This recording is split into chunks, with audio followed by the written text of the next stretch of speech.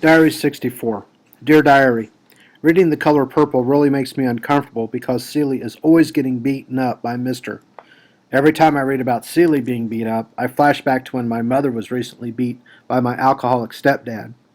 I always knew I had to be careful and protect my mom because my stepdad is a professional alcoholic. He is a little guy, but when he's drunk, his size doesn't matter. He doesn't care about anything and tries to destroy anything that gets in his way. When he's drunk, he really scares me, so I try to keep him in control. Unfortunately, that doesn't always work. Things were starting to get pretty hostile between them, so I made it a point to come home from school as soon as possible. One day when I got home, my mom told me that things were already out of control and that he'd been yelling at her. We went to my aunt's house for dinner to let him cool off. Later that night, as I was lying in bed thinking about what we'd read in Miss G's class earlier, I began to think about my mom in the other room. My mother, like Celie, could not defend herself against a drunken alcoholic. I felt that I should stay up and listen for any arguments that might arise.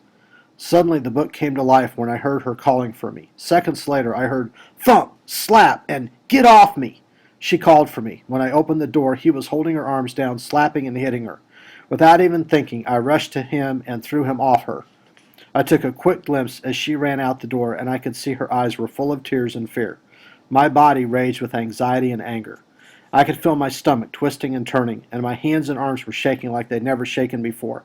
My mind and body felt like they were ready to explode on this human piece of crap who was trying to hurt the person I loved the most. I asked myself, what should I do? Should I turn around and beat the shit out of him?